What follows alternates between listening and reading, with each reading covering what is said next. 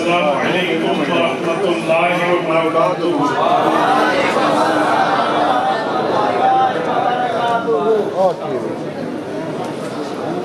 الحمدللہ وحدہ والصلاة والسلام علی من لا نبی بعدہ، اما بعد فاعوذ باللہ من الشیطان الرجیم، بسم اللہ الرحمن الرحیم۔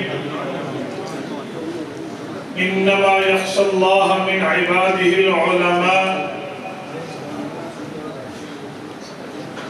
اللہم صل علی محمد وعلی آل محمد كما صليت على إبراهيم وعلى آل إبراهيم إنك حميد مجيد۔ اللهم بارك على محمد وعلى آل محمد كما باركت على إبراهيم وعلى آل إبراهيم إنك حميد مجيد۔ نام محمد سے دلوں کو سرور ملتا ہے، علیہ وآلہ وسلم۔ نام محمد سے دلوں کو سرور ملتا ہے، نگاہ فکر کو تازہ شعور ملتا ہے۔ نصیب کیسا بھی ہو واسطہ احمد کا دے کے، نصیب کیسا بھی ہو وسیلہ محمد کا دے کے، خدا سے جو بھی مانگے ضرور ملتا ہے۔ معزز دوستو، آج 30 اکتوبر 2021 بروز ہفتہ ہے، اور یہاں ضلع سرگودا شاہپور صدر کے اہل حق کا ادارہ مرکز اہل حق جامع مسجد مدنی میں سالانہ اجتماع سے میں آپ حضرات سے مخاطب ہوں۔ میرے دوستو، اللہ رب العزت نے ہمیں دنیا میں بھیجا ہے تو پیغمبروں کا سلسلہ ہماری رہنمائی کے لیے شروع کیا۔ حضرت آدم علیہ السلام سے لے کر حضرت رسول اللہ صلی اللہ علیہ وآلہ وسلم تک تمام انبیاء کرام انسانیت کی رہنمائی کے لیے تشریف لائے ہیں۔ سرور کائنات صلی اللہ علیہ وسلم آپ کے اور میرے نبی ہیں، تو رسول اللہ کے بعد کسی شخص کو عہدہ نبوت سے عہدہ دار نہیں کیا جائے گا۔ سرور کائنات کے بعد تاج نبوت سے کسی کو تاج دار نہیں کیا جائے گا۔ رسول اللہ اس معنی میں بالکل آخری نبی ہیں کہ آپ صلی اللہ علیہ وسلم کے بعد کوئی نبی پیدا نہیں ہو۔ معزز دوستو، جب انبیاء کرام کا سلسلہ رسول اللہ کی ذات اقدس پہ ختم ہے، جب انبیاء کرام کے آمد کی ترتیب رسول پاک علیہ السلام کی آمد پر ختم ہے، تو پھر امت کی رہنمائی کس نے کرنی ہے؟ امت کی قیادت کس کے ذمہ ہے؟ امت کی سعادت کا تاج کس کے سر پہ سجے گا؟ امت کی لیڈرشپ کے تمغے کن کے کندھوں پر سجیں گے؟ تو رسول پاک علیہ السلام نے فرمایا، حضرت ابو ہریرہ راوی ہیں، کتاب الانبیاء جلد نمبر 1 صحیح بخاری میں موجود ہے، فرمایا کانت بنو اسرائیل تسوسہم الانبیاء کلما ہلک نبی خلفہ نبی۔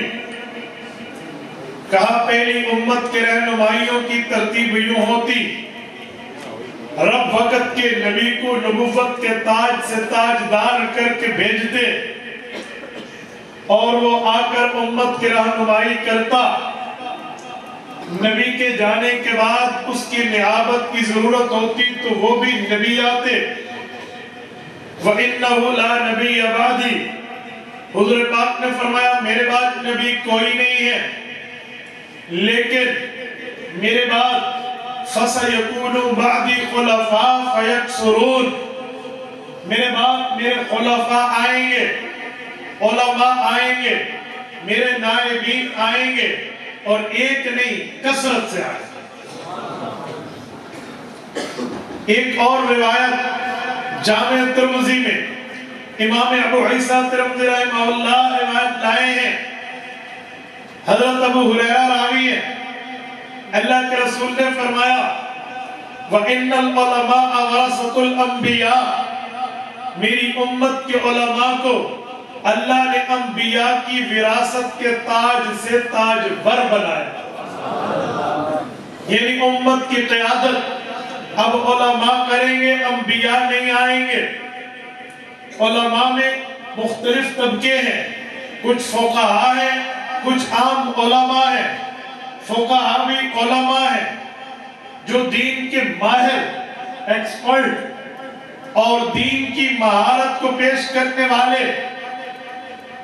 اسی لیے امام سرخسی رحمہ اللہ مبسوط کتاب السیر کے مقدمے میں لکھتے ہیں الحمدللہ الذی جعل ولایت الانذار للفقہاء بعد الانبیاء، کہ رب کریم نے کرم اور احسان کا معاملہ یہ کیا کہ انبیاء کرام کی جو ذمہ داریاں تھی، ختم نبوت پہ نبوت کا سلسلہ تو ختم ہوا، لیکن ان ذمہ داریوں سے علماء اور فقہاء کرام کو ذمہ دار بنا دیا۔ میرے دوستو، اب امت کی قیادت، امت کی سعادت، امت کی رہبری، امت کی رہنمائی علماء کے ذمے ہے، اور فقہاء علماء کی بات ماننا اللہ کے قرآن نبی کے فرمان سے ثابت ہے۔ عالم کا کام ہے وہ نبی کی اتباع میں امت کا رہبر بنے۔ خیال پیدا ہوگا، نبی کو ڈائریکٹ اللہ وحی بھیجتے ہیں، وہ تو اللہ کی بات کو نقل کرتا ہے، وہ غلطی سے معصوم و محفوظ ہے، لیکن عالم فقیہ نبی نہیں، امتی ہے، غلطی ہو سکتی ہے، گناہ ہو سکتا ہے، اس کی بات کو اتھارٹی، اس کی بات کو حجت، اس کی بات کو دلیل کی دنیا میں ماننا، یہ کیسے ثابت ہے؟ تو قرآن کریم کہتا ہے ایسی بات سوچنا بھی نہ، سمجھنا بھی مت، دل میں بھی مت لانا۔ کیوں؟ انما یخشی اللہ من عبادہ العلماء، رب نے بندے تو موت سے پیدا کیے، لیکن جس کے دل میں خشیت الہی ہے، جس کے دل میں مسئلہ بتانے پہ اللہ کا خوف موجود ہے، وہ حضور کا نائب عالم۔ اس کے سینے میں علوم موجود ہیں تو اللہ کا ڈر بھی ہے۔ عالم سے غلطی ہو سکتی ہے، لیکن جان بوجھ کی غلطی نہیں کرے گا۔ غلطی ہو سکتی ہے، لیکن جب بتا دیا جائے گا، متنبہ کر دیا جائے گا، پھر یہ غلطی پر قائم نہیں رہے گا۔ اگر بتا دیا جائے تو یہ غلطی چھوڑ دے گا، لیکن بات ٹھیک ہوگی، سر کٹا تو سکتا ہے، اس اہل حق کے معاملے سے قدم پیچھے ہٹا نہیں سکتا۔ کیوں؟ عالم یہ بات جانتا ہے، مفتی اور محدث اور مفسر و فقیہ یہ بات سمجھتا ہے کہ اگر بغیر معلومات شرعیہ کے، بغیر ثبوت دینیہ کے مسئلہ بتا دیا جائے تو عمل کرنے والا گناہگار نہیں، فتویٰ دینے والا خطا کار بن جاتا۔ من افتا بغیر علم کان اسمہ علی من افتا، سرور کائنات فیصلہ فرما گئے ہیں، معلومات کے بغیر، علوم شریعت کے بغیر، دلائل دینیہ کے بغیر محض اپنے رائے کو سامنے رکھ کے فتویٰ دو گے تو اس پر تمہیں خطا ملے گی، پکڑ تمہاری ہوگی، ماننے والے کے لیے۔ تو امت کی رہنمائی علماء نے، فقہاء نے کر دی۔ اب میں یہاں ایک جملہ مزید سمجھاتا ہوں۔ سیدنا علی المرتضیٰ رضی اللہ عنہ اس معاملے کو بھانپ گئے تھے امام طبرانی نے موجم الاوسط میں اس حدیث پاک کو جگہ دی ہے۔ حضرت علی المرتضیٰ نے اللہ کے رسول سے پوچھا، یا رسول اللہ ان نزل بنا امر فلیس فیہ بیان امر ولا نہی فماذا تأمرنا؟ آپ دنیا چھوڑ جائیں، نہ آپ کی منع نہ آپ کا حکم کسی مسئلے پر نہ ہو، بالکل خاموشی ہو اور مسئلہ ہمیں درپیش ہو جائے، ہم کیا کریں؟ منع بھی نہیں ہے، حکم بھی نہیں ہے۔ اللہ کے رسول نے جو جواب دیا ہے امام طبرانی نے الاوسط میں اسے نقل کیا ہے، فرمایا اللہ کے رسول نے تشاورون العابدین والفقہاء، امت کے فقہاء سے امت مشورہ کرے گی، مسئلے کا حل نکلا۔ تو میرے دوستو، آج ہم اہل سنت والجماعت احناف دیوبند ہیں، ہمارا عقیدہ اور نظریہ یہ ہے انبیاء کرام کے بعد علماء حق نے اس امت کی قیادت پہ اور مسائل کا حل دینا، مسائل کو حل کر کے امت کی راہبری پر پیش کرنا۔ اب جب ہم امت کی قیادت پر بات کرتے ہیں، راہبری پر بات کرتے ہیں اور علماء کرام کی شان و مقام و مرتبے کو واضح کرتے ہیں، تو کچھ لوگ کہتے ہیں یہ آپ تو رحمہ اللہ کی بات کرتے ہیں، کلام اللہ کی تو نہیں کرتے، رحمہ اللہ کی بات کرتے ہیں، رسول اللہ کی تو نہیں کرتے۔ تو یاد رکھیں، کلام اللہ نے بھی ان رحمہ اللہ کو اللہ سے ڈرنے والا کہا ہے، رسول اللہ نے بھی ان کی تابعداری بتائی ہے۔ مبارک کے اہل سنت والجماعت احناف دیوبند جن کے پاس کلام اللہ بھی ہے، رسول اللہ بھی ہے، رضی اللہ بھی ہے، رحمہ اللہ بھی ہے، تو ان کے پاس سب کچھ ہے۔ یہ پورے دین کی ترتیب کو لیے بیٹھے۔ اور پھر میں یہاں ایک جملہ سمجھانے کے لیے کہتا ہوں، آج جس دور سے ہم گزر رہے ہیں، جس وقت سے ہم گزر رہے ہیں، جو زمانہ ہمارے اوپر چل رہا ہے، اس زمانے نے اس دھرتی پہ ان اوقات میں صحیح دین کو سمجھ کے عمل کرنے کرانے والے علماء دیوبند، اس پر کوئی دوسری رائے نہیں۔ ہم جب دیوبند کی بات کرتے ہیں، علماء دیوبند کی بات کرتے ہیں، علماء حق علماء دیوبند کی بات کو سمجھاتے ہیں، تو شاید کسی کے ذہن میں سوال آئے کہ دیوبندیت کا لفظ اتنی بڑی اہمیت کا حامل کیوں؟ آؤ میں اس کی وجہ دے رہا ہوں۔ اللہ نے دین نازل کیا ہے، رسول اللہ پہ دین مکمل کیا ہے، حضور نے دین کی تعلیم دی ہے، صحابہ نے دین کو پڑھ کے دین کو مضبوطی دی ہے۔ امام ابو حنیفہ رحمہ اللہ صحابہ کے شاگرد نے ان سے پڑھ کے دین کو لکھوایا ہے اور علماء دیوبند نے اس دین کو بچایا۔ جی میں ایسے نہیں کہہ رہا، اتارنے کو کہتے ہیں تنزیل، مکمل کو کہتے ہیں تکمیل، مضبوطی کو کہتے ہیں تمکین، لکھنے کو کہتے ہیں تدوین اور بچانے کو کہتے ہیں تطہیر۔ تنزیل اللہ نے کی ہے، تکمیل رسول اللہ نے کی ہے، تمکین حضور پاک کے صحابہ نے مضبوط کیا ہے، تدوین لکھنا امام ابو حنیفہ نے اور تطہیر علماء دیوبند۔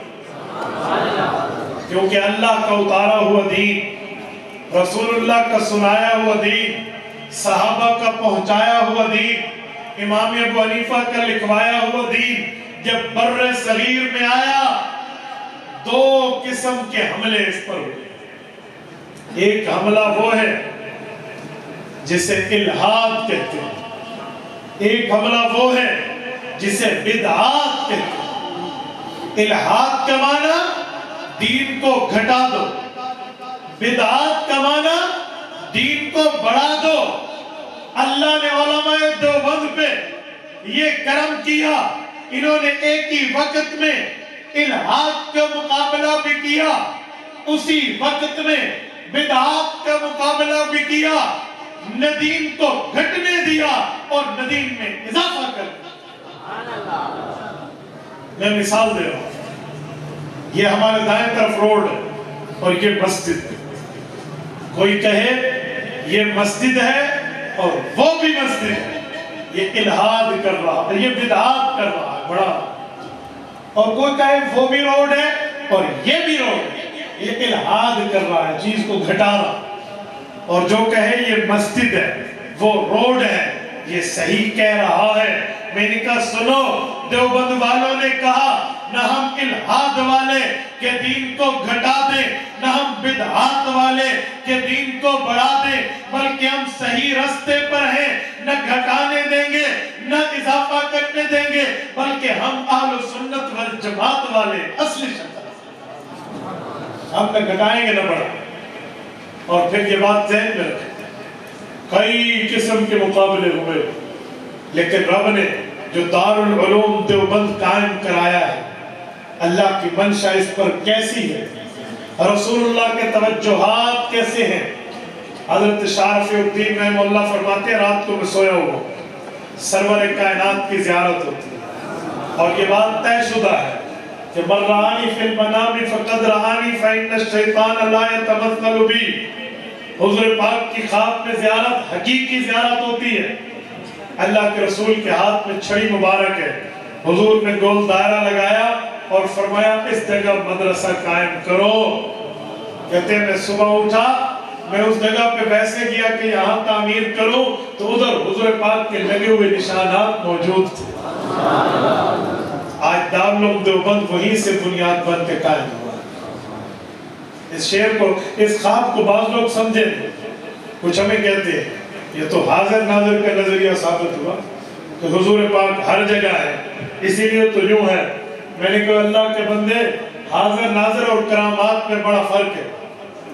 جب نبی کے ہاتھ پہ وہ چیز ظاہر ہو جو عام کوئی ظاہر نہیں کر سکتا، حکم اللہ کا، ہاتھ رسول اللہ کا، اسے معجزہ کہتے ہیں۔ اور جب ولی اللہ کے ہاتھ پہ ظاہر ہو کام اللہ کا، اسے کرامت کہتے ہیں۔ تو کرامت ہوتی ہے یہ، کہیں گے کرامت کہاں ہے اللہ کے قرآن میں؟ حضرت سلیمان علیہ السلام کو آسس بن برقیہ نے نہیں کہا تھا ابھی آپ نے پل نہیں جھپکائی ہوگی، اس سے پہلے میں بلقیس ملکہ کے تخت کو آپ کے سامنے حاضر کروں؟ ایسے تو نہیں، کرامات کو ثبوت موجود ہے۔ آسس بن برقیہ نبی تو نہیں ہے، حضرت مریم علیہ السلام نبی تو نہیں ہے، عورت کیسے نبی ہے؟ عورت نبی جن سکتی ہے، نبی بن نہیں سکتی۔ حضرت مریم علیہ السلام کمرے میں ہے، باہر سے کمرہ بند ہے، حضرت زکریہ آتے ہیں، پوچھتے یا مریم وَأَنَّ لَكِ هَذَا، پھل کہاں سے آئے؟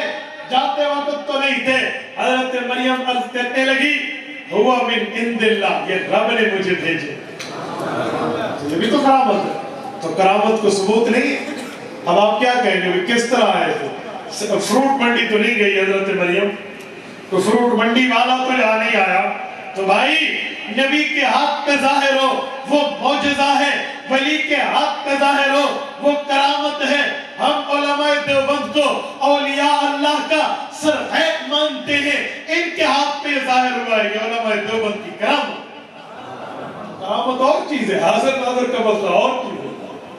اور پھر میں ایک جملہ سمجھانے کے لیے کہتا ہوں، دارالعلوم دیوبند وہاں قائم ہوا، اور آج دارالعلوم دیوبند ایک یونیورسٹی کی شکل ہے، کئی ایکڑوں پر مشتمل ہے، لیکن وہ جگہ اسے آج 9 درہ کہتے ہیں۔ نور درہ بھی اور 9 درہ بھی، کہ وہاں 9 کھڑکیاں بھی ترتیب پہ برآمدہ بنا ہوا ہے۔ میں نے پہلے اس کا نام 12 درہ سنا تھا، میں نے 12 درہ کہہ دیا۔ مجھ سے دارالعلوم دیوبند کے حضرات نے رابطہ کر کے کہا مولانا بات ساری ٹھیک ہے، لیکن جگہ کا نام 12 درہ نہیں ہے، 9 درہ۔ تو پھر انہوں نے وہی تصویر مجھے بھیجی واٹس ایپ پہ کہ دیکھیں یہ دیکھیں، حضرات نے دیکھی، ہمارے حضرات جانتے ہیں۔ تو 9 درہ وہ وہاں موجود ہے جس جگہ رسول پاک علیہ السلام نے نشان لگایا۔ اور کسی طالب علم کو سبق یاد نہ ہو، اسے استاد سبق دے کر وہاں بیٹھتا ہے، وہ وہاں بیٹھے پڑھ لے، رسول اللہ کی برکت سے اسے سبق یاد ہو۔ تو علماء دیوبند کو رب العزت نے اتنا بڑا رتبہ دیا، اور پھر علماء دیوبند کو جو افراد تھے، ان افراد کا سلسلہ نسب پیغمبر کے صحابہ سے، صرف علمی سلسلہ نہیں، سلسلہ نسب۔ میں آپ کے سامنے انہی اکابر کی سوانح حیات کو پیش کر رہا ہوں۔ حضرت ابوبکر صدیق، حضرت عمر، حضرت عثمان، حضرت علی رضی اللہ عنہم پیغمبر کریم علیہ التحیۃ والتسلیم کے بعد اس امت کے رہبر و رہنما ہیں، اس امت کے قائد لیڈر ہیں، رئیس ہیں، بڑے ہیں۔ ان کے ہاتھوں میں خلافت راشدہ کی بنیاد رکھ کر، اسے پھیلا کر امت کو نمونہ بنا کے دیا گیا ہے۔ یہ معیار حق و صداقت ہے۔ ان لوگوں کی اولادیں دارالعلوم دیوبند کی قیادت کرتی ہیں۔ حضرت ابوبکر صدیق رضی اللہ عنہ پہلے ہیں، تو یہاں صدیقی نسل پہلے، پھر اس کے بعد فاروقی نسل، پھر عثمانی نسل ہے، پھر حیدری نسل۔ مولانا قاسم العلوم والخیرات، حجت الاسلام والمسلمین، بانی دارالعلوم دیوبند، حضرت مولانا محمد قاسم نانوتوی، اللہ اس کی قبر پہ کروڑوں اور رحمتیں نازل فرمائے۔ حضرت ابوبکر صدیق کی اولاد، آپ سوانح کاس میں اٹھا لیجیے، پیدا ہونے والے حضرت صدیق اکبر کی اولاد۔ اور آگے چلو، ان کی اولاد مولانا محمد احمد نانوتوی، ان کی اولاد قاری محمد طیب قاسمی، ان کی اولاد مولانا محمد سالم قاسمی، یہ حضرت ابوبکر صدیق ہی کی اولاد۔ اور آج دنیا بغیر چندے، بغیر جھنڈے، بغیر ڈنڈے کے تبلیغ کا کام ہو رہا ہے پوری دنیا، اور تبلیغ نے اپنی بات منوائی ہے۔ دعوت و تبلیغ نے جان مال وقت کی قربانیاں دے کر اسکاٹ لینڈ کے جزیروں تک جا کر علم دین اور رسول اللہ کی تبلیغ کو پہنچایا۔ ان کے تبلیغی جماعت کے بانی ہیں حضرت مولانا محمد الیاس دہلوی رحمۃ، یہ نسل ہے حضرت ابوبکر صدیق۔ مولانا الیاس دہلوی رحمۃ اللہ، آپ سوانح الیاس اٹھا لیجیے، حضرت ابوبکر صدیق کی اولاد۔ میں کہتا ہوں، آپ حضرت حاجی عبدالوہاب اور باقی بزرگوں کی نرمی پر اعتراض کرتے ہو، یہ اس گرم شخصیت کی اولاد میں سے کام کو لے کر چلے۔ ایسے ٹھنڈی تار اور گرم تار کی بات نہیں ہوتی، یہ یاد رکھیں۔ حضرت جی مولانا الیاس دہلوی رحمہ اللہ صدیقی۔ تھوڑا آگے چلتے ہیں، دارالعلوم دیوبند میں حضرت مولانا حکیم الامت مجدد الملت شاہ حکیم اشرف علی تھانوی رحمہ اللہ کا نام نامی، اس میں گرامی ایک اتھارٹی ہے، بہت بڑا نام ہے حکیم الامت حضرت تھانوی رحمۃ اللہ علیہ۔ نام لینا بڑا آسان، یقین مانیے آج بھی حضرت کی کتب، ان کے مواعظ، ان کی باتیں اٹھاؤ تو بندے کا عقل دنگ رہتا ہے۔ مولانا انور شاہ کشمیری جیسا بندہ کہتا تھا کہ میں سمجھتا تھا اردو کا دامن علم سے خالی ہے، جب میں نے بیان القرآن حکیم الامت حضرت تھانوی کی تفسیر کو پڑھا، میں سمجھ گیا کہ اردو بھی اپنے اندر علوم رکھتا ہے۔ مولانا اشرف علی تھانوی رحمہ اللہ نسباً نسلاً فاروقی ہے، حضرت امیر المؤمنین عمر کی اولاد۔ اور تھوڑا آگے آئیے تو دارالعلوم دیوبند میں ایک بہت بڑا نام ہے، فتاوی دارالعلوم دیوبند کے مرتب مفتی دارالعلوم دیوبند حضرت مولانا مفتی عزیز الرحمن عثمانی،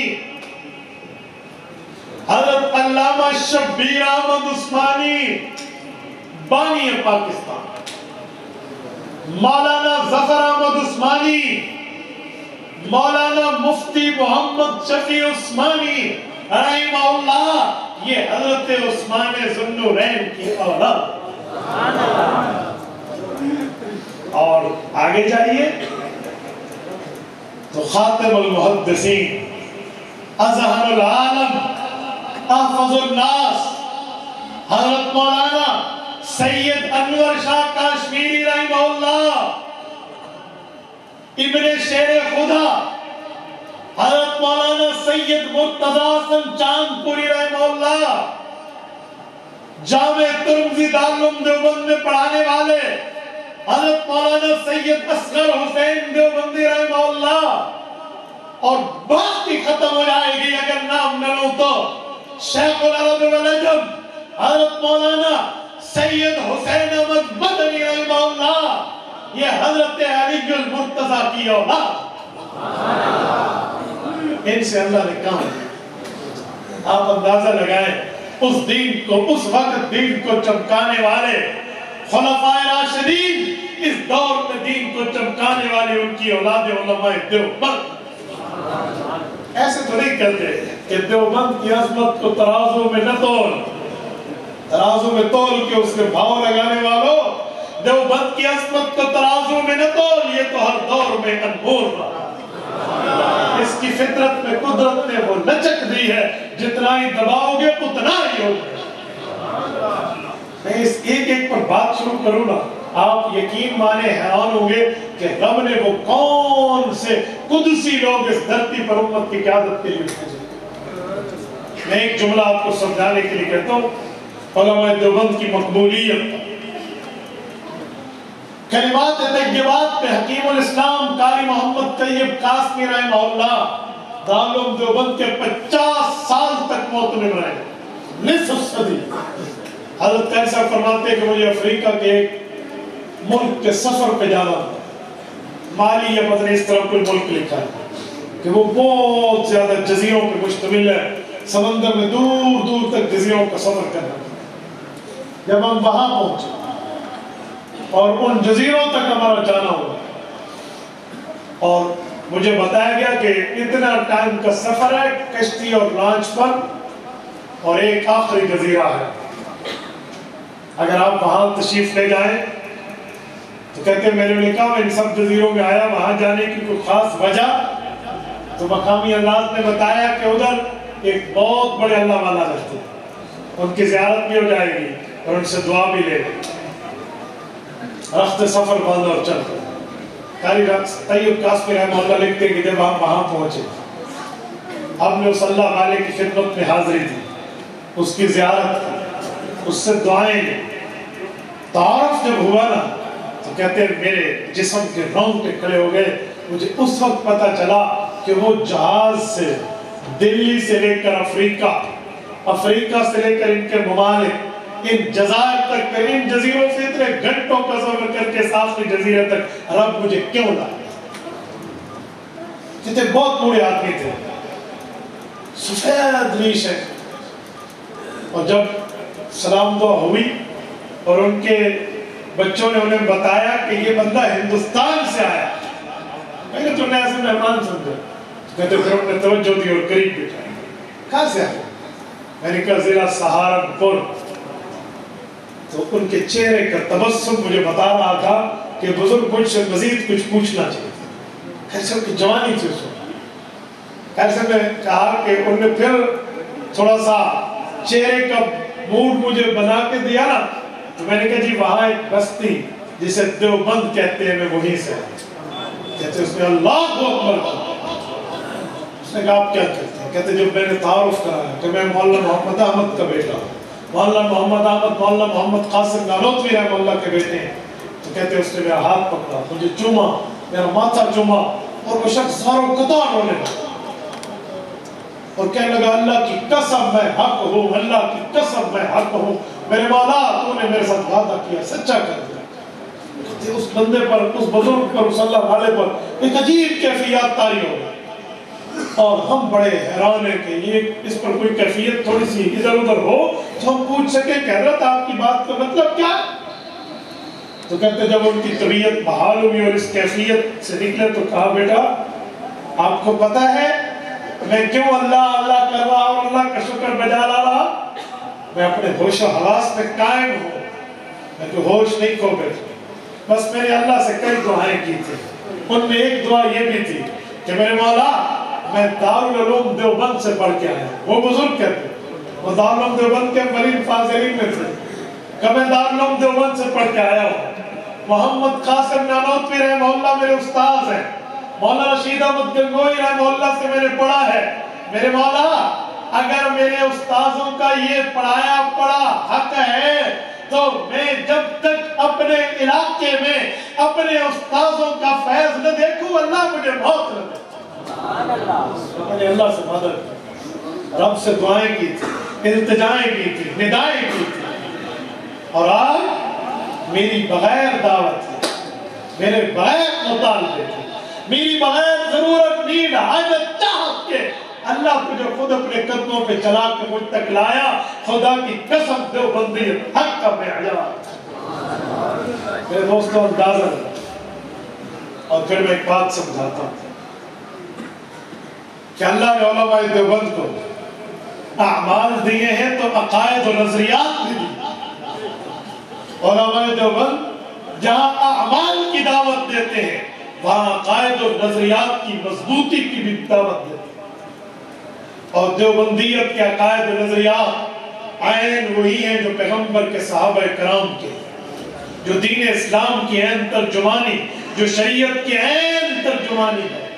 میں بڑے چیلنج دعوے سے کہتا ہوں دارالعلوم دیوبند سے منسلک افراد کے, دارالعلوم دیوبند سے منسلک کتب کے, دارالعلوم دیوبند سے منسوب عقائد حقہ کی کسی ایک عقیدے میں ایسا عقیدہ داخل نہیں ہے, کسی ایک عمل میں ایسا عمل داخل نہیں ہے جو پیغمبر سے ثابت نہ ہو, پیغمبر کے صحابہ سے تصدیق, اس پر مور صحابہ کی تصدیق. یاد ہے دیوبندیت ما انا علیہ و صحابی کی صحیح مضر ہے.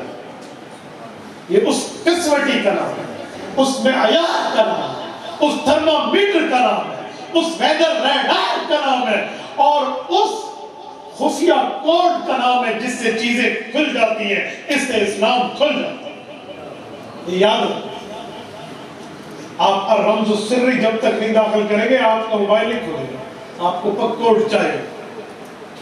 ہم دارالعلوم دیوبند کی عزت و احترام صرف عقیدت کی بنیاد پہ نہیں, قوت دلیل کی بنیاد پہ قائم. صرف عقیدت کی بات نہیں, قوت دلیل کے ساتھ. اور میرے دوستو علماء دیوبند کے عقائد پر اگر آپ کیا یقیناً بندے کو پڑھنا چاہیے, علماء کے لیے بھی عوام کے لیے بنیادی کتب. پہلی اجماعی دستاویز التصدیقات لدفع التلبیسات, جس کا مشہور نام المحند علی المفند ہے. اس میں 26 ان عقائد کو ٹچ کیا گیا جو بنیادی طور پر دارالعلوم دیوبند کے عقائد و نظریات کی وضاحت ہے. اور اس کے بعد دارالعلوم دیوبند کے عقائد و نظریات پر دوسری اجماعی دستاویز تسکین الصدور ہے. اس وقت علمی آسمانوں نے اس پر دستخط کیے, بعد کے علمی آسمانوں نے اس پر دستخط کیے. 40,000 وہاں بھی دستخط اور 50 سے زائد یہاں وہاں کے دستخط. دارالعلوم دیوبند کی یہ وہ اجماعی دستاویز ہے. توحید سے لے کر عظمت صحابت, زندگی سے لے کر قبر, دنیا سے لے کر آخرت, موت سے لے کر آخرت کی حیات تک, دنیا تا جنت تک, ایک ایک مسئلے پر پیغمبر کے صحابہ, پیغمبر کے اہل بیت اور تعلیمات کو 100% فالو کیا گیا.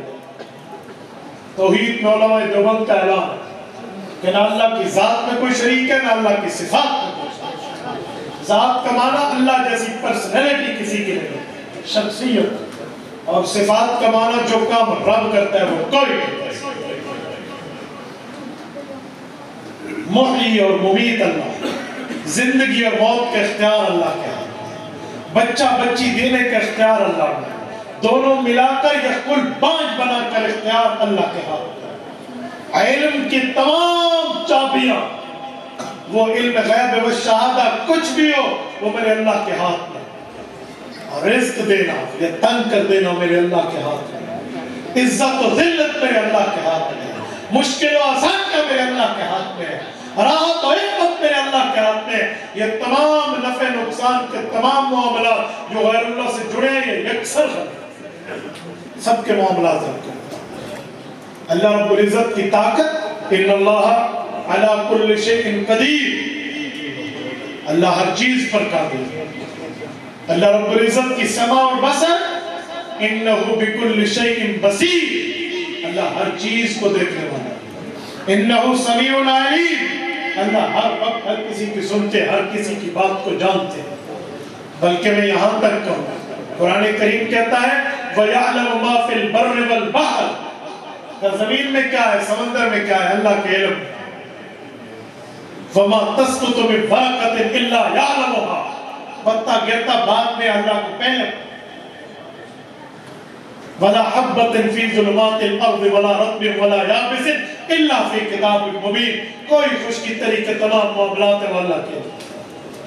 اللہ رب العزت کے علوم میں کون شامل ہے؟ رب کائنات میں سرور کائنات کی زبان اقدس نے اعلان کروایا قُلْ لَا يَعْلَمُ مَنْ فِي السَّمَاوَاتِ وَالْأَرْضِ وَالْأَرْضِ الْغَيْبَ إِلَّا اللَّهُ۔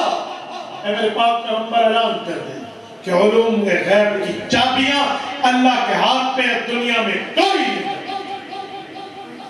اور رب کے علاوہ کوئی شرکا میں کوئی ند، کوئی شریک جی نہیں۔ فَعْلَمْ أَنَّهُ لَا إِلَهَ إِلَّا، اکیلا کوئی شرک۔ اور اسی طرح عقائد میں رسالت، علماء دیوبند کا نظریہ عقیدہ ہے، مذہب و مسلک و ایمان و بیانی اور موقف ہے کہ اللہ پاک انبیاء کرام کے لیے اعلیٰ درجے کے انسانوں کو منتخب فرمایا۔ عام انسان نہیں، اعلیٰ درجے کا۔ عام انسان تو گناہگار ہو سکتا ہے، خطا کار ہو سکتا ہے، روسیہ کار ہو سکتا ہے، بدکار ہو سکتا ہے، لیکن جی نہیں، نبی وہ ہے جس کے قریب گناہ جاتا ہے۔ سورۃ نمبر 12 سورۃ یوسف میں رب کائنات نے اعلان فرمایا ہے وَكَذَلِكَ لِنَصْرِفَ عَنْهُ السُّوءَ وَالْفَحْشَاءَ، نبی کے قریب گناہ نہیں جاتے۔ سورۃ فتح آیت نمبر 2 میں رب کریم نے فرمایا لِيَغْفِرَ لَكَ اللَّهُ مَا تَقَدَّمَ مِن ذَنبِكَ وَمَا تَأَخَّرَ، نبی کے گناہ نہیں ہے جسے سمجھتے ہو اگلے پچھلے معاف ہے۔ نبی کی ذات کا معاملہ ہے، اور پیغمبر کی ذات اللہ انسانیت کے بھی سربراہ بناتے ہیں اور رسولوں کے بھی امام بنا کے ہمیں ہمارا پیغمبر اللہ نے دیا۔ اور اسی طرح پیغمبر کے صحابہ اور پیغمبر کی آل بیت کے لیے ہمارا عقیدہ اور نظریہ کہ پیغمبر کے صحابہ پیغمبر کا یارانہ ہے، پیغمبر کے آل بیت پیغمبر کا گھرانہ۔ ہم آل بیت پیغمبر کے گھرانے اور پیغمبر کے صحابہ پیغمبر کے یارانے دونوں کی عزت و احترام کرتے ہیں۔ ہم میں یہ نہیں ہے کہ ہم آل بیت اور صحابہ کرام میں کوئی لڑائیاں ہوں، جی نہیں۔ حضرت امام اعظم ابو حنیفہ رحمہ اللہ نے اپنی پہچان کے لیے اعلان فرمایا نحن نفضل الشیخین ونحب الخطنین ونرى المسح على الخفین، کہ ہمارا اعلان کہ ہم ابو بکر عمر کو اس امت کا فضیلت والا طبقہ سمجھتے ہیں، اور رسول اللہ کے دعوات حضرت عثمان، حضرت ابو العاص اور حضرت علی سے محبت کا اظہار کرتے ہیں۔ تو میرے دوستو، ہم ان میں کسی کے لڑائی بھڑائی کے قائل نہیں، اور پیغمبر کا ہر صحابی جسے کہتے ہیں ہر صحابی نبی جنتی، پیغمبر کا ہر صحابی جنتی۔ ہاں کسی کو اشکال ہے تو وہ روتا رہے، لاکھ ماتم کر کے پیٹتا رہے، لاکھ آؤ فغا کرتا رہے۔ قرآن کریم نے انہیں اولئک هم المفلحون کہہ کے کامیاب کہا ہے، اولئک هم الراشدون کہہ کر ہدایت یافتہ کہا ہے، اولئک هم الصادقون کہہ کر سچا کہا ہے، اولئک هم الصدیقون کہہ کر سچائی انہی میں بند کہا ہے، اور اولئک هم المؤمنون حقا کہہ کے حقیقی مؤمن کہا ہے، وَكُلًّا وَعَدَ اللَّهُ الْحُسْنَى کہہ کے تمام صحابہ سے جنت کا وعدہ کیا ہے، اولئک هم خیر البریہ کہہ کے اس دھرتی کی بہترین مخلوق کہا ہے، رضی اللہ عنہم ورضوا عنہ کہہ کے اپنی رضا کا اظہار۔ ان سے کوئی معاملہ میں ادھر ادھر نہیں۔ اور ایک صحابہ، ہم تو پیغمبر کے صحابہ کو دیکھنے والے، تابعین کے بھی جنت کے قائد. سورت نمبر 2 سورت توبہ کی آیت نمبر 100 11ویں پارے کا پہلا صفحہ رب کائنات نے اعلان فرمایا والسابقون الاولون من المہاجرین والانصار والذین اتبعوهم بإحسان رضی اللہ عنہم ورضوا عنہ. پیغمبر کے صحابہ والذین اتبعوهم ان کے تابع بإحسان نیکی میں تابع رضی اللہ عنہم ورضوا عنہ. اللہ سب سے راضی. اور ہمارا تابعین کے لیے نظریہ اللہ کے رسول کا اعلان ہے من رانی فی المنام فقد رانی فإن الشیطان لا يتمثل. اور رسول اللہ کا اعلان ہے کہ رسول اللہ نے اعلان فرمایا کہ لا تمس النار رانی اور من رانی. جس نے مجھے دیکھا صحابی بنا میرے صحابی کے اتباع کی تابع بنا اللہ دونوں پر جہنم حرام کر. اور شاید کسی کے دماغ میں یہ بات آئے کہ یزید کو بھی تو تابع کہتے ہیں, حجاج کو بھی تو تابع کہتے ہیں, شمر کو بھی تو تابع کہتے ہیں. جی نہیں, اسے پیغمبر کے صحابہ کی تابع کی ڈیفینیشن نہیں آتی, اسے تابع کی تعریف نہیں آتی. تابع اتباع سے نکلا ہے. اتباع کہتے ہیں پیغمبر کے صحابی کو فالو کرنا, اتباع کہتے ہیں پیغمبر کے صحابی کی تبع کرنا, اتباع کہتے ہیں پیغمبر کے صحابی کی فرما برداری, تابعداری, حبداری, دلداری کرنا, پیغمبر کے صحابہ کا قتل نہ کرنا. یزید شمر حجاج کو ہم صحابہ کا قتل سے لاکھ ان کی نوافل کی روایتیں سناتے ہیں, 100 اعراب کی باتیں کرتے پھرو, لیکن جب ان کے ہاتھ میں قیامت کے اللہ کی بارگاہ میں پیغمبر کے صحابہ کا قتل آئے گا, یہ رضی اللہ کیسے ہے؟ تو ہم انہیں نہیں, ہم تابعین کو کہتے ہیں جس نے صحابہ کا اتباع کیا ہو, صحابہ کا قتل نہ کیا ہو. اہل سنت کا نظریہ کہ رسول اللہ کی سنت وہ چیز ہے کہ من احبنی من احب سنتی کان معی فی الجنہ. فرمایا جس نے میری سنت سے محبت کی وہ شخص جنت میں میرے ساتھ ہو. اس لیے ہم اہل سنت ہیں, ہم پیغمبر کی سنت سے محبت کرتے ہیں. ہم خود کو اہل سنت کہتے ہیں کہ اہل سنت کے معنی ہر حدیث کا احترام ضرور ہے لیکن عمل اس پہ کریں گے جسے سنت کہتے ہیں. کیونکہ حدیث میں تو منسوخ بھی ہو سکتا ہے, ضعیف بھی ہو سکتا ہے, حدیث میں تو کوئی اور معاملہ بھی ہو سکتا ہے. تو ہم حدیث کی بات میں احترام ضرور رکھتے ہیں لیکن عمل سنت ہے. کیوں حضور نے فرمایا علیکم بحدیثی, جی نہیں, کیا فرمایا علیکم بسنتی. حضور نے اہل سنت میں علیکم بسنتی کا اور معنی کیا ہے؟ تو ہم سنت کے پابند, سنت کے تابعدار, اور سنت قائم. سنت کبھی ضعیف نہیں ہوتی, سنت کبھی موضوع نہیں ہوتی, سنت کبھی ضعیف اور جو ہے نا کیا کہتے ہیں کوئی اور معاملے میں نہیں جاتی. سنت سنت ہے. اور میرے دوستو, میں ایک بات آپ کی خدمت میں کرتا ہوں, میں سوالات آخر میں کرتا ہوں, توجہ. میں عقائد و نظریات پر ایک عقیدہ مزید آپ کی خدمت میں لاتا ہوں. جیسے ہمارا یہاں اس طرح نظر ویسے ختم نبوت بھی ہمارا نظریہ ایمان و عقیدہ ہے. ختم نبوت کا معنی حضور پاک کے بعد عہدہ نبوت کسی کو نہیں ملے.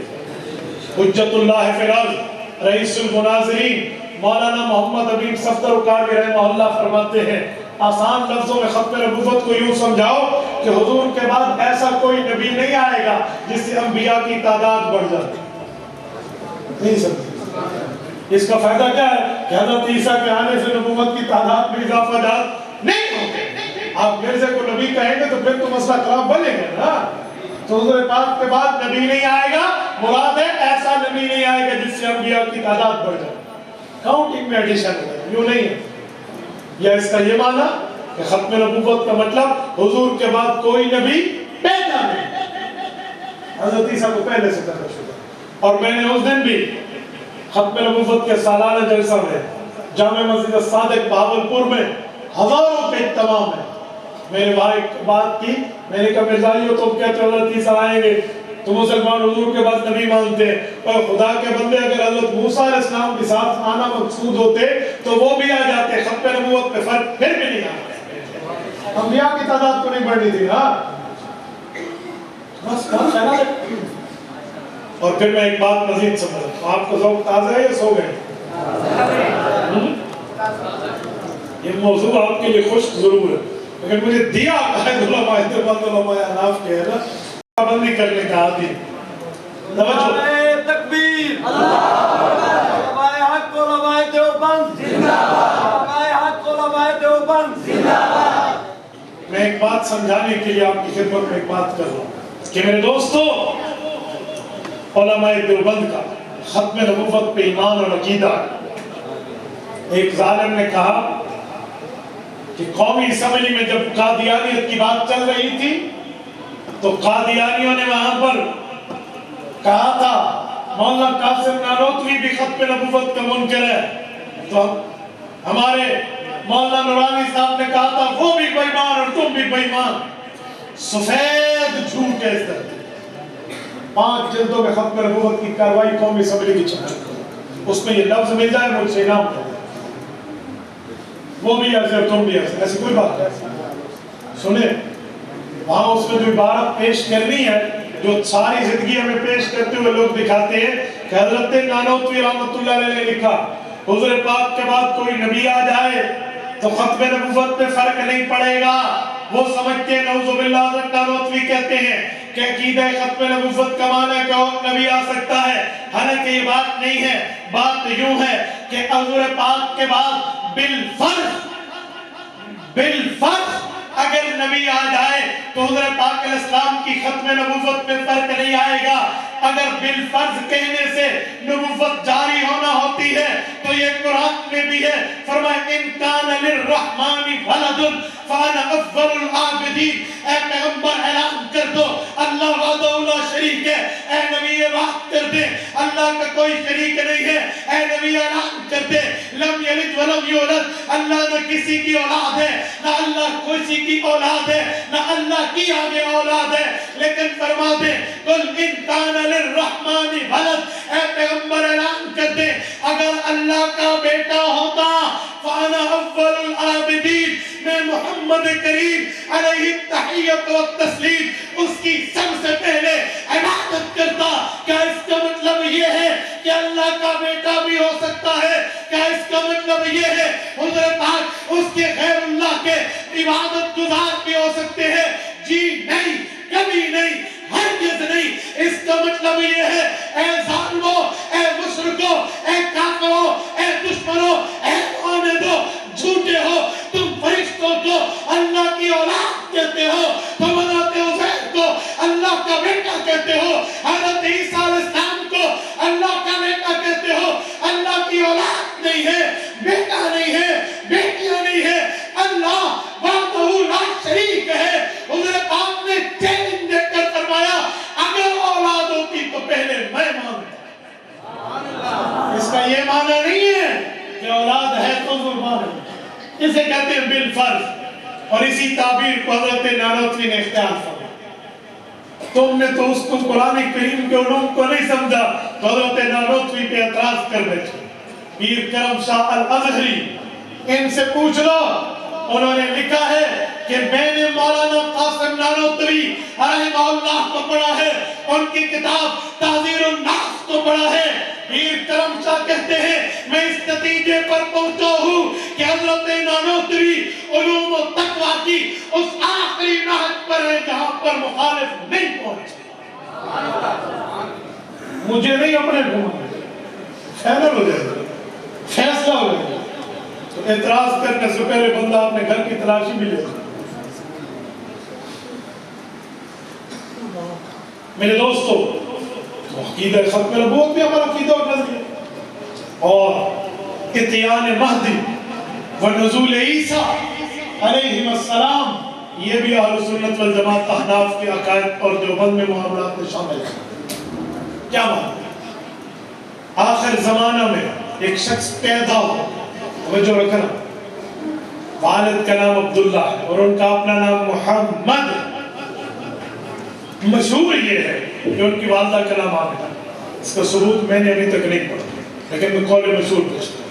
والد کا نام عبداللہ اور خود کا نام محمد ہوگا، مہدی لقب ہوگا، مدینہ طیبہ میں پیدا ہوگا، مکہ مکرمہ میں پہچانے جائیں گے، 40 سال عمر ہوگی، اس کے بعد 9 سال اس دھرتی پہ رہیں گے، امن و امان قائم کریں گے، ان کی زندگی کے آخری 2 سال رہ رہے ہوں گے، حضرت عیسیٰ علیہ السلام کو اللہ آسمان سے نازل کریں گے اور یہ دونوں مل کے دجالی فتنے کا مقابلہ کریں گے۔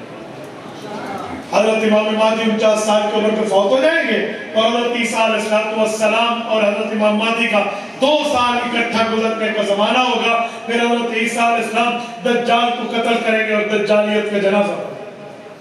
جنازہ پڑھنے میں بولو دجال کا جنازہ نہیں، یعنی دفن کر دینا، ٹھیک ہے نہیں، وہ اپنی موت آپ بن جائے، صحیح ہے، ورنہ آپ کہیں گے دجال کا جنازہ جائے تو کسی اور کا کیوں نہیں جائے، اس میں ساتھ وضاحت کی ہے۔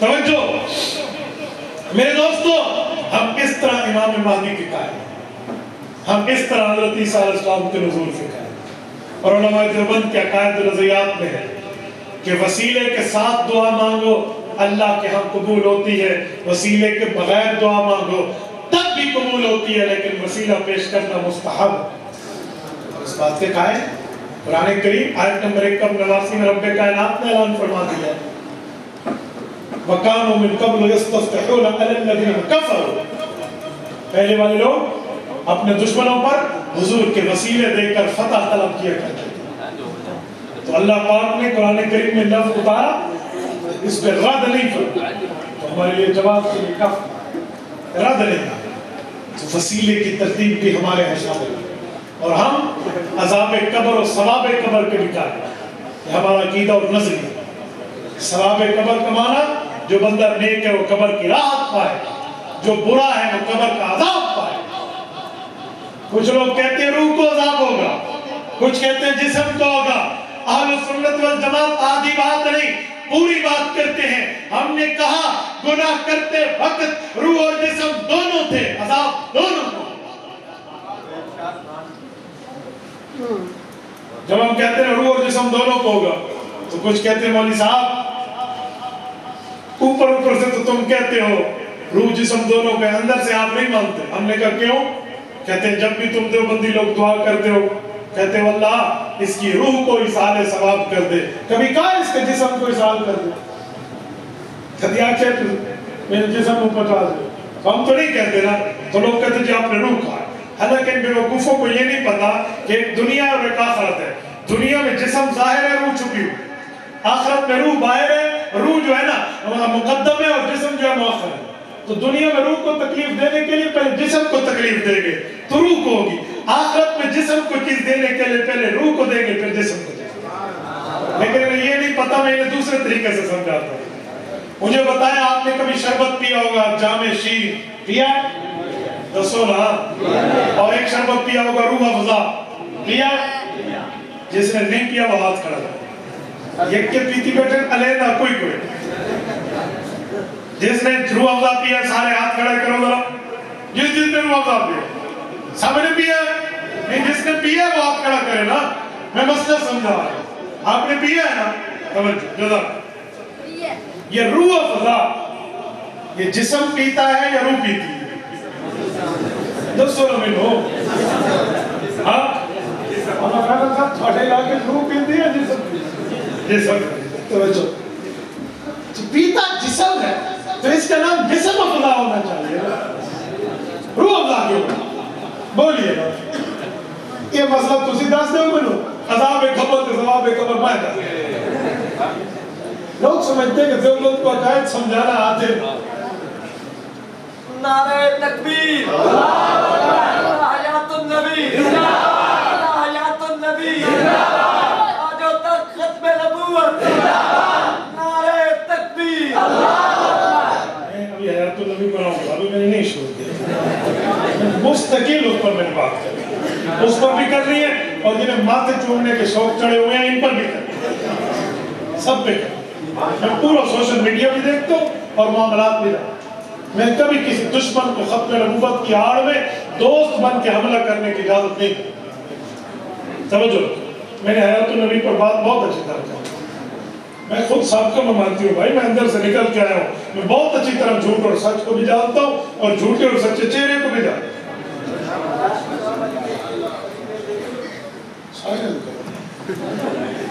توجہ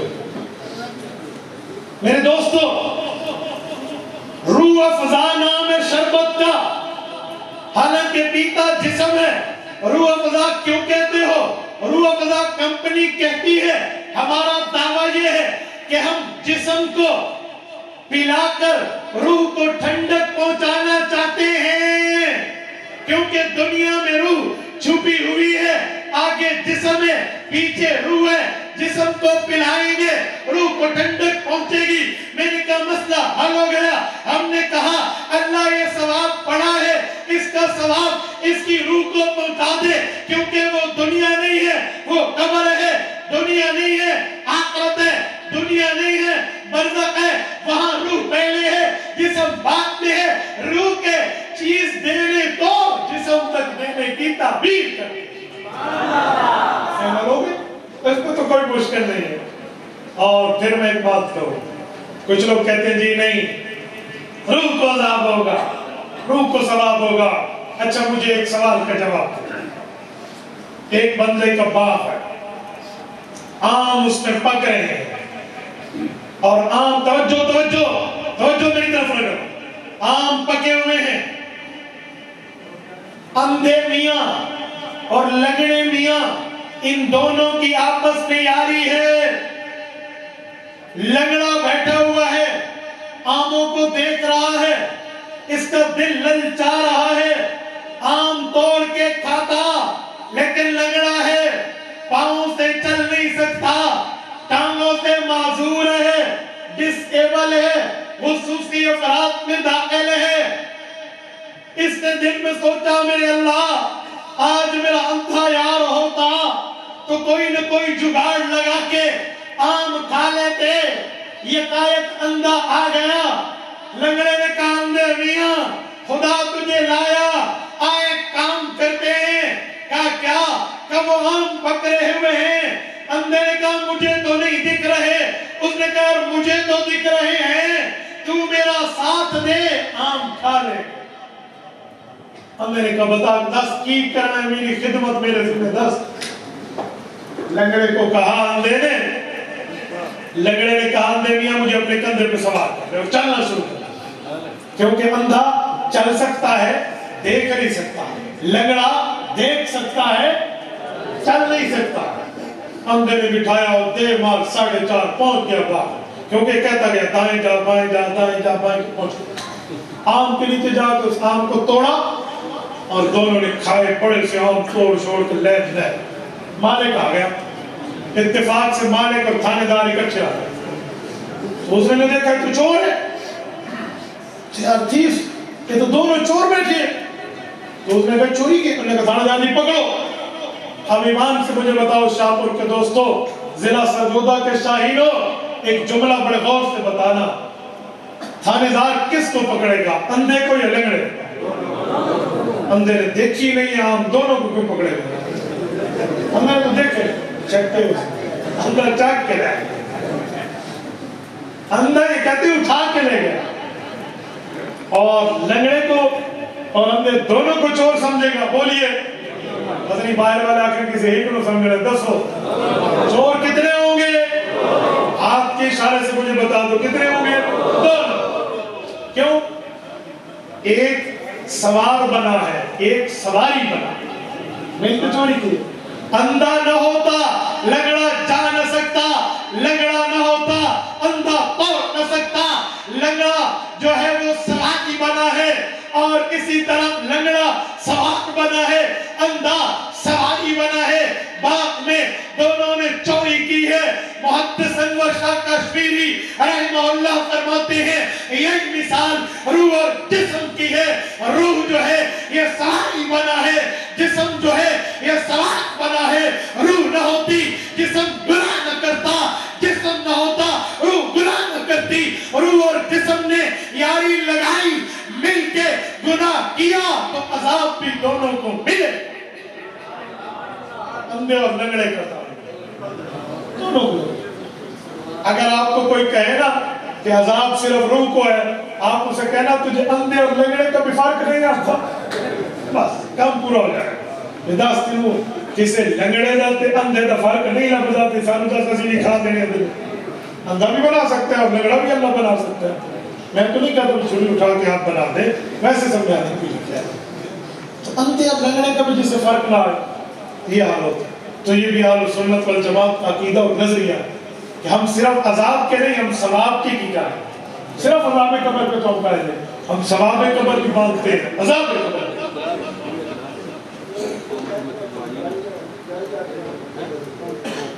زبردست۔ یہ کہتے ہیں جو جل جاتے ہیں اس کی قبر کہاں جاتی ہے؟ ایک سوال ایک جواب۔ زیادہ لوگ جلتے ہیں یا صحیح سلامت دفن ہوتے ہیں؟ تو پہلے ان کا بتا دے، پھر جلنے والوں کو میں بتا دوں۔ جو دفن ہوتے پہلے ان کا بتا دے۔ اور حیات النبی میں تو رسول اللہ صلی اللہ علیہ وسلم کے قریب تو آگ پہنچ ہی نہیں سکتی، وہ تو محفوظ ہے، ان کا پہلے بتا دے، جلنے والوں کو پھر حق۔ یہ تو سیدھا دے وہ سیدھا دے۔ میرا ایک سوال ہے لیکن اس کا جواب جس بھائی نے نقل کیا ہے کسی کے سوال کو، آپ کی سمجھ آتی نہ سمجھ گیا، ٹھیک ہے؟ ان نے جو نقل کیا ہے کسی کے سوال کو، ان کے ابا جی دادا جی کے پاس اس کا جواب ہے، دادا جی 4G لگا لے نا پھر بھی جواب دے، 4G کی پب جی کو انہوں نے جواب دے گا۔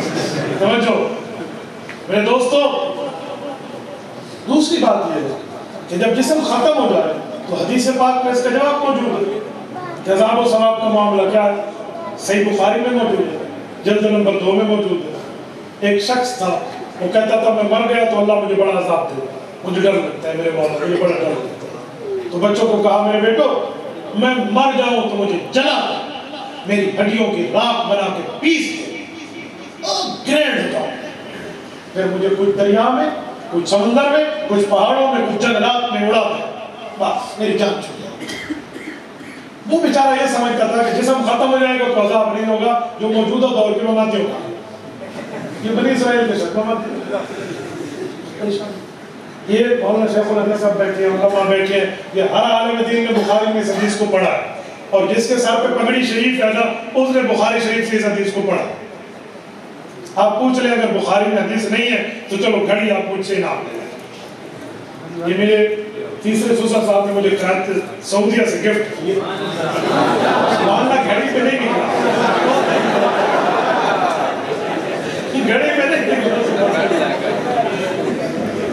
کیسے لوگ ہیں۔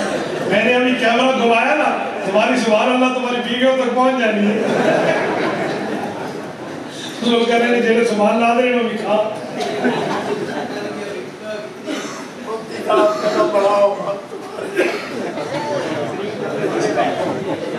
اب توجہ رکھنا، یہ حدیث تو صحیح بخاری میں موجود ہے۔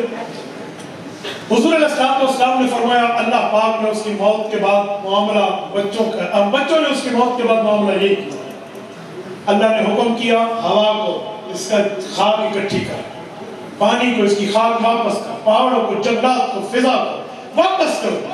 انہوں نے واپس کر، اللہ نے پورا جسم بنا کے سامنے کھڑا اور فرمایا اور پوچھا لما فعلتا، کیوں کیا ایسا؟ اس نے کہا من خشیت، اللہ مجھے تیرا ڈر تھا، تیرے ڈر کے مارے سے فخاف اللہ۔ حضور نے فرمایا اس نے بات سچی کی کہ ڈر کے مارے تھا تو اللہ نے بخش دیا۔ لیکن میرا سوال ہے کہ اگر معاملہ جسم کے ساتھ نہ ہوتا تو اللہ نے جسم اکٹھا کیوں کرا، یہ خاک اکٹھی کیوں کرا، یہ جسد کے اعضاء اکٹھے کیوں کرائے؟ اللہ تو خود روح سے بھی پوچھ سکتے تھے یا کوئی اور جسم بھی دے سکتے تھے۔ اس سے پتہ چلا عذاب اور ثواب اور حساب کا تعلق جسم کے ساتھ، پیغمبر کا فرمان۔ ٹھیک ہو گیا؟ اچھا یہاں پر چلو سوال آیا تو ایک بات میں کرتا جاؤں، حضرت میرے کو ٹائم پہ ہے، ٹائم تو ہے جی، آج سنیں گے تیری بات ساری رات، ساری رات آج سنیں گے تیری بات ساری رات، ساری رات ساری رات میں نہیں سنا رہا، مسیح کی کہہ کے ٹوٹ کیوں پڑے۔ 30 تاریخ مجھ سے لی گئی تھی، اب 31 ہو چکی ہے۔ توجہ رکھا، یہ جو کہتے ہیں کہ جو بندہ جل جائے اس کو قبر کا عذاب کیسے ہوگا، یہ تو آگ میں ہے، یہ جو پانی میں ڈوب جائے اس کو آگ کیسے لگے گی، یہ تو پانی میں ہے، یہ جو جانور کے پیٹ پر چلا جائے اس کو عذاب کیسے ہوگا، وہ تو پیٹ کے اندر چلا گیا۔ آؤ قرآن کریم پیش کرتا ہوں، اللہ کا قرآن کہتا ہے سورۃ نوح رکوع نمبر 1 پارہ نمبر 29، اغرقوا فادخلوا نارا، رب نے فرمایا قوم نوح بے ایمان قوم تھی، میں نے پانی میں ڈالا آگ لگا۔ اغرقوا فادخلوا نارا، یہ فاتح کی بلا مولا فوراً آگ لگی۔ تو پانی میں آگ کیسے لگی، یہ میرے اللہ کا کام، جو ڈوب جائے اسے اللہ آگ یوں لگا سکتا، مجھے نہ کہنا کہ پانی آگ بجھا دے، یہ میرے اللہ کا کام کہ فتو لتو گام رامے نے نہیں یہ کام کیا، یہ اللہ کا کام، ٹھیک ہے۔ اور رہا یہ بات کہ جسے جانور کھا لے اس کا کیا بنے گا، تو میرے دوست جسے جانور کھا لے اسے بھی پیٹ میں عذاب ہوگا، وہ جب اس کے پیٹ سے نکل کے جہاں جائے گا جیسے مٹی میں پہنچے گا اس کو عذاب ہوگا۔ حضرت اقارمی رحمہ اللہ سے پوچھا گیا تھا کہ جانور کے پیٹ میں عذاب ہوگا تو جانور کو بھی تڑپنا چاہیے، ہم نے تو نہیں دیکھا کوئی شیر کسی گناہگار کو کھا لے اور تڑپنا شروع ہوگا۔ تو حضرت نے فرمایا تھا یہ تمہیں ہاتھ میں دوائی کیوں لگی ہوئی ہے، اس مماتی مناظر کے پیٹ میں کیڑے تھے اس لیے اس میں کیڑوں کی دوائی کسٹرین رکھی ہوئی تھی۔ تو حضرت نے فرمایا مناظر صاحب یہ تیرے ہاتھ میں دوائی کیوں ہے، اس نے کہا پیٹ میں کیڑے مارنے کے لیے ہے۔ مرض ٹھیک بتایا، جگہ اس نے غلط بتایا، اس نے کہا میرے پیٹ میں کیڑے ہیں، ٹھیک ہے نا، اندر پیٹ میں مجھے خرشی ہے، اسی وجہ سے میں نے یہ دوائی رکھی ہوئی ہے۔ حضرت نے فرمایا پھر اس دوائی سے کیا ہوگا، وہ کہنے لگا میں دوائی کھاؤں گا کیڑے مر جائیں گے۔ حضرت نے فرمایا تو بھی مر گیا تو کیا ہوگا، اس نے کہا جی نہیں حضرت یہ دوائی میرے لیے نہیں ہے کہ میں مروں، یہ دوائی کیڑوں کے لیے ہے، وہ مریں گے میں بچ جاؤں گا۔ کہا اللہ کے بندے جس گناہگار کو جانور کھا لے عذاب اس جانور کو نہیں اس گناہگار کو ہوگا، کہ عذاب گناہگار کے لیے ہے جانور کے لیے نہیں۔ پیٹ جتنا مسئلہ بھی تجھے آتا تو یہ عقیدہ سمجھ آئے، کوئی اور دس رہے تو مجھے دس سے کوئی اور رہنے تو مجھے دسو، میں عذاب قبر تو ہی سوال حل کر لینا۔ توجہ، اب علماء دیوبند کے عقائد میں بنیادی عقیدہ حیات النبی، آپ کو ذوق نہیں سمجھ آئے نا بھائی، عقیدہ حیات النبی کے ماننے والے لوگ، عقیدہ حیات النبی ہم مانتے ہیں، علماء دیوبند بتاتے ہیں، سناتے ہیں، سمجھاتے ہیں، قرآن اور حدیث سے دلائل دیتے ہیں کہ لوگوں میں کنفیوژن ہے، مماتی انکار تو کر بیٹھے ہیں، اب کیا کریں گے، کبھی ادھر گھسے کبھی ادھر گھسے کبھی ادھر گھسے، اور لوگوں میں عجیب سوال آتا ہے۔ سب سے پہلے کہیں گے بھائی اس عقیدے کو بیان کرنے کی ضرورت کیا ہے، یہاں کوئی منکر ہے سارے حیات مانتے ہیں مت بیان کرو، انہیں کہو اذان دینے کی پھر ضرورت نہیں ہے، سارے اذان مانتے ہیں بغیر اذان کے نماز پڑھا، اتنے کوئی اذان نہ منکر لگنا تو سارے اذان مانتے ہیں پھر اذان کرو، تو کیا کہیں گے بھئی اذان تو شریعت کا حکم ہے، اذان بتانے سنانے کے لیے آئی ہے، تو بابا عقیدہ بھی بیان کرنے کے لیے آیا، عقیدہ بھی چھپانے کے لیے نہیں، ٹھیک ہے۔ نمبر 2، اگر نہیں ضرورت تھی تو تم نے 1957 میں انکار اس کا کیوں کیا ہے، اس وقت کیا ضرورت ہے جب تم نے انکار کیا؟ میں مماتیت پہ بہت حیران ہوں کہ پتہ نہیں کیا دماغ ہے، اللہ کروڑوں رحمت نازل فرمائے مورخ اسلام علامہ ضیاء الرحمن فاروقی شہید رحمہ اللہ کی قبر، وہ فرماتے تھے حضور پاک کے معجزے صحابہ دیکھتے تھے، کہتے ہیں حضور کی حیات کا معجزہ ایک ہم نے بھی دیکھا، حضرت فاروقی رحمہ اللہ کی بات کہ ہم نے بھی دیکھا، ہتھیلی ضلع بہاولپور کا بیان اٹھائے حضرت مولانا ضیاء الرحمن فاروقی شہید رحمہ اللہ، لوگوں نے کہا تھا آپ نے کیا دیکھا، کہا حیاتی کا معنی زندہ اور مماتی کا معنی مردہ، کہا جی ہاں، کہا ہم مر جائیں نا پھر بھی حیاتی، نہیں سمجھے، ہم مر جائیں پھر بھی، اور وہ زندہ رہے پھر بھی وہ زندہ رہے، کرتے میری پوری زندگی میری وفات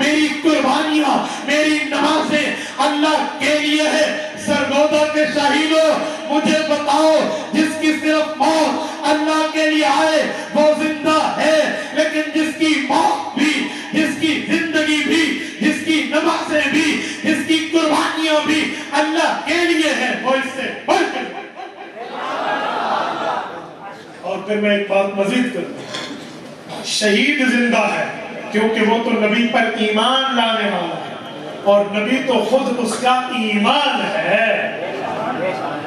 نبی کی ذات تو اس کے لیے ایمان کا درجہ، نبی کا مقام تو اس کے لیے اسلام کا درجہ، نبی کی شخصیت تو اس کے لیے دین کا درجہ۔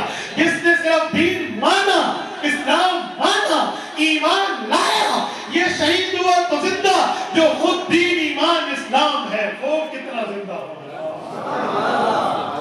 اور پھر میں ایک بات سمجھانے کے لیے مزید کروں، سرور کائنات صلی اللہ علیہ وسلم کے حدیث پاک، رسول پاک علیہ السلام شہید فوت ہوئے، صحیح بخاری جلد نمبر 2 میں موجود ہے، اکلت من ذالک السم، مستدرک علی الصحیحین الحاکم میں موجود ہے، جمع اللہ فی رسول اللہ صلی اللہ علیہ وسلم النبوۃ والشہادہ، مسند احمد میں عبداللہ بن مسعود رضی اللہ عنہ کے حدیث ہے، فرمایا لئن آلف تسعہ احب الی من ان احلف واحدہ اتخذ اللہ النبی واتخذہ شہیدا۔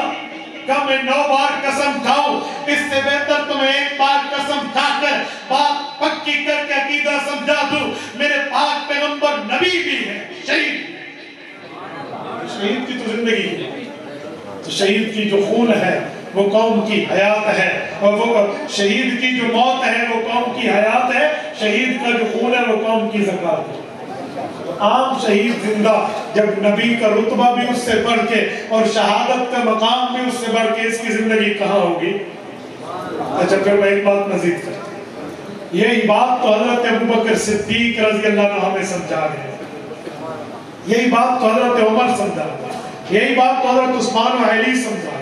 حضرت ابوبکر صدیق رضی اللہ تعالیٰ عنہ کا فرمان عالی شان صحیح بخاری جلد نمبر 1 میں ہے، رسول اللہ کے ماتھے کو چوما، جہاں رسول اللہ کی وفات کا اعلان کیا، پیغمبر صلی اللہ علیہ وسلم کی دنیاوی وفات کا اعلان کیا، اور خطبہ صدیق اکبر بتانے والوں، پیغمبر کی موت سنانے والوں، ان محمد قدمات کی روایت بتانے والوں، جرت کیجئے، غیرت کیجئے، اسلامی حمیت سے کام لیجئے، اس روایت کو پورا پڑھئے، چھوٹا رافضی مت بنیے، ابو بکر کو پورا مانیے۔ ابو بکر نے جہاں وفات پیغمبر کی بات کی ہے، ابو بکر نے جہاں وفات رسول کی بات کر کے ان محمد قدمات کہا ہے، وہاں اس خطبے کی روایت کو پورا اٹھاؤ۔ صدیق اکبر فرماتے ہیں والذی نفسی بیدہ لا یذیقک اللہ الموتتین ابدا، اس اللہ کی قسم جس کے قبضہ قدرت میں ابو بکر کی جان ہے، پیغمبر پر 2 موتیں نہیں آئیں گی۔ اسی بخاری کے اسی صفحے کے حاشیے میں موجود ہے۔ دوسری موت کون سی ہے؟ فرمایا بل احسن ان یقال ان حیاتہ فی القبر لا یتعقبها موت بل یستمر حیا والانبیاء احیاء فی قبورہم۔ کہاں اس سے مراد یہ ہے پیغمبر قبر میں جائیں گے، پیغمبر کو زندگی ملے گی، دوسری موت نہیں آئے گی، پیغمبر قبر میں ایسے زندہ رہیں گے جیسے باقی انبیاء قبر میں۔ ابو بکر کو آتا کیوں مانتے ہو؟ ہم ابو بکر کو پورا صدیق اکبر کی پوری بات، صدیق اکبر کی ادھوری بات تو نہیں کریں، صدیق اکبر کے بارے میں ادھورا قول تو پیش نہیں کریں، صدیق اکبر کے بارے میں پوری حقیقت سچائی پوری بیان کریں۔ اور یاد رکھو حقیقت چھپ نہیں سکتی، بناوٹ کے اصولوں سے خوشبو آ نہیں سکتی، کبھی کاغذ پہ پھول ہو سکتی۔ ہم یاد ہے ابو بکر صدیق کی بات کر رہے ہیں، اور میں ایک بات مزید کہتا ہوں میرے دوستو، پیغمبر کے صحابہ کے بعد اس امت میں اتفاق، اتحاد، یگانگت ایک چلی آ رہی تھی۔ 1957 میں مماتیت نے عقیدہ حیات النبی کا انکار کیا۔ ان سے پہلے کوئی خود کو آل حق کے ساتھ منسوب کرے اور انکار کرے ایسا نہیں ملتا۔ جب انکار کیا تو آل حق کا نظریہ نہیں ہے، اس لیے آل حق سے کٹ گئے۔ تو یہ بات یاد رکھیں، دارالعلوم دیوبند کا فتویٰ ہے کہ نہ ہم مماتی ہیں، نہ ہم مماتیوں کے پیچھے نمازیں پڑھتے، کھلی کھلی۔ جو پیغمبر کی قبر میں حیات کا قائل نہیں ہے وہ جب تک قائل نہیں ہے میرے لیے کوئی قابل احترام نہیں۔ نہ میں نے سفید داڑھی، نہ میں نے کالی داڑھی، نہ میں نے سرخ داڑھی، نہ میں نے پگڑی، نہ میں نے ٹوپی، نہ میں نے بڑی قد، نہ میں نے چھوٹی قد، نہ میں نے موٹا مولوی، نہ میں نے پتلا مولوی، جی نہیں، میرے لیے قابل ترجیح ہے رسول اللہ کی عزت ہے، قابل ترجیح ہے رسول اللہ کا وقار ہے، قابل ترجیح ہے پیغمبر کی حرمت و ناموس۔ ہمیں کہتے ہیں جی فلاں فلاں، میں کہتا ہوں سنو، مماتیت کو جب ہم نے کھڈے لائن لگانے کے لیے دلائل کو دنیا میں بات کی تو ایک مماتی مولوی کہنے لگا تم تو کل کے مولوی ہو۔ میں نے کہا میری 35 سال عمر کل ہے تو تیری 50 سال عمر پرسوں ہے، میں کل کا بچہ تو پرسوں کا بچہ۔ 35 سال کل ہے تو 50 سال پرسوں ہے نا، ایک ہی دن کا فرق ہے، 24 آورز کا ڈفرنس۔ جواب ہمارے منہ میں بھی زبان موجود ہے، اور مماتیت کبھی ختم نبوت کے نام پہ، مماتیت کبھی عظمت صحابہ کے نام پہ، مماتیت کبھی ناموس رسالت کے نام پہ، مماتیت کبھی فقہا کی فقاہت کے نام پہ اہل حق میں گھسے گی۔ اہل حق چوکیدار کو بھی جانتے ہیں، چور کو بھی جانتے ہیں۔ یہ بات ذہن میں رکھیں، ہمارے ہاں یوں ترتیب دے کر کہ ہم ختم نبوت کی چھتری پہ گھس کے حضور کی حیات کا انکار کر جائیں، صحابہ کرام کی عزت و ناموس کے حوالے سے پیغمبر کی حیات النبی کے انکار کا عقیدہ بتا جائیں، جی نہیں، ہم چوروں کو بھی جانتے ہیں، چوکیداروں کو بھی۔ اور پھر میں ایک بات مزید سمجھاتا ہوں، میں حیران ہوں اس ملت کے لوگوں پر، ان کے دماغ پر جن میں تختہ مشق نبی کی ذات کو نعوذ باللہ بنا رکھا ہے۔ آپ نے کبھی نہیں سنا ہوگا یہ کہتے پھریں فرعون مردہ ہے، کبھی نہیں سنا ہوگا یہ کہتے پھریں قارون مردہ ہے، آپ نے کبھی نہیں سنا ہوگا کہتے پھریں ابو جہل مردہ ہے۔ ان کو نظر آیا ہے تو صرف رسول اللہ کے حیات کا عقیدہ نظر آیا اور کچھ بھی نہیں ہے، پتہ نہیں کیا نظریہ، کیا عقیدہ، کیا معاملہ۔ اور پھر میں ایک بات کہتا ہوں، جھوٹ پہ جھوٹ بول کے کہتے ہیں ہمارا عقیدہ سعودی والا۔ تمہاری شکل شیشے میں دیکھیں جو پیغمبر علیہ السلام کی عزت و ناموس کا منکر ہو، اس کا عقیدہ مسجد نبوی اور مکہ مکرمہ والا۔ آپ میں کتنے بندے مسجد نبوی گئے ہیں؟ ذرا ہاتھ کھڑا کریں جو خوش قسمت گئے ہیں مسجد نبوی میں، رسول اللہ کی مسجد کو جن لوگوں نے اپنی آنکھوں سے، اپنے چہرے کی اللہ کی دی ہوئی آنکھوں سے زیارت کی ہے، وہ ہاتھ کھڑا کریں جو حضور پاک کی مسجد نبوی میں گئے۔ اب سنیں ذرا، آپ جب وہاں گئے ہیں آپ نے ایک دروازہ دیکھا ہوگا جس کا نام ہوگا باب السلام، دیکھا ہے؟ بولیے بولیے، باب السلام کا کیا معنی ہے؟ یہاں پیغمبر اسلام کے صلاۃ و سلام کے لیے داخل ہو جاؤ۔ سلام تو ہر جگہ سے حضور کو پہنچتا ہے، اس دروازے کا نام باب السلام مسجد نبوی میں کیوں ہے؟ پتہ چلا پہنچتا ہر جگہ سے ہے، سنتے یہاں سے جاتے بتاتے ہو سعودی علیوں مسجد نبویوں۔ اور سنیں میں حیران ہو جاتا ہوں ان کے اس وقت چہرے دیکھنے کی قابل ہے ذلہ وجوہ مسودہ جب یہ پیغمبر کے روزے پہ جائے۔ یہ ایک پیغمبر علیہ السلام کے روزے پر آیا تھا اوپر سے سلام۔ میں نے ایک جگہ شخص کو دیکھا تو میں نے کہا بھائی آپ یہاں آئے ہیں سلام پڑھنے؟ کہتے ثواب تو مل جائے گا۔ میں نے کہا شرم نہیں آتی؟ یہاں تو حضور سنتے اور جواب دیتے ہیں، ثواب ملنا تھا تو گھر سے پڑھ لیتا۔ دو بندوں کو حضور کے روزے پہ اخلاقی طور پہ نہیں جانا چاہیے، ایک وہ جو کہتے ہیں ادھر کیا ادھر بھی سنتے ہیں، وہ بھی نہیں جائے گا تو ادھر بلائے گا، اور ایک وہ جو کہتے ہیں ادھر جا کے بھی نہیں سنتے تو بھی نہ جا۔ آج حق علماء دیوبند کو جانا چاہیے جو کہتے ہیں ادھر سے فرشتے لے جاتے ہیں ادھر حضور خود سنتے ہیں۔ یہ بات کریں بھائی، ادھورے معاملے میں آپ نے امت کو کہاں لگا رکھا ہے؟ آدھا دی ترازہ بٹیر نہیں ہونے دے۔ اور پھر دیوبندیت کے نام پہ جھوٹ، کوئی علماء دیوبند کا عقیدہ انکار حیات النبی کا نہیں، نہ دیوبندیت کی کسی جماعت کا عقیدہ ہے، چاہے وہ سیاسی ہو چاہے وہ مذہبی ہو، کوئی دیوبندیت سے ریلیٹڈ جماعت اس کے قائدین کا نظریہ انکار حیات النبی کا نہیں۔ حضرت نانوتوی رحمہ اللہ سے لے کر آج تک کے اکابرین کی بڑی ذمہ داری سے کہہ رہا ہوں کوئی علماء دیوبند میں عقیدہ حیات کا منکر نہیں ہے۔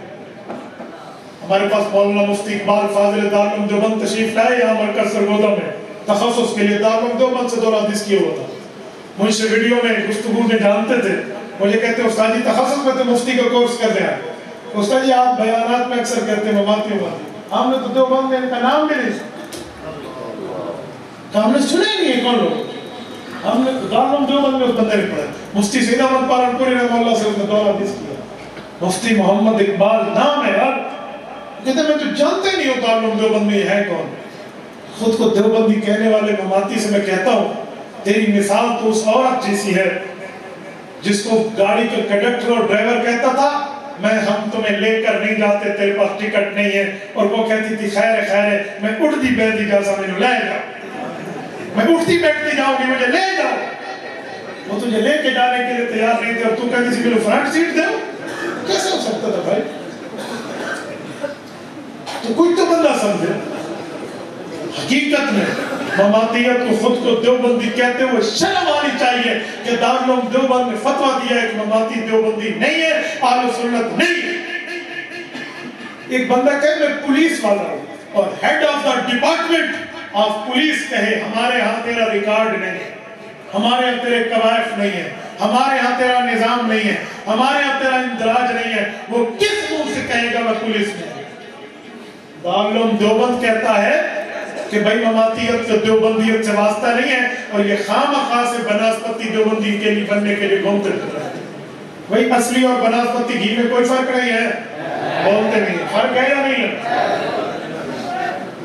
تو پھر اصلی اور نقلی میں بھی فرق ہے سنیں میں مماتیت کے لیے ایک بات کرتا ہوں کہ مماتی ہم میں سے ایک بات طے کر لے کہ حضرت دانوتری سے لے کر آج تک شیخ الاسلام مولانا مفتی تقی عثمانی دامت برکاتہم تک کسی ایک عالم کا نظریہ یہ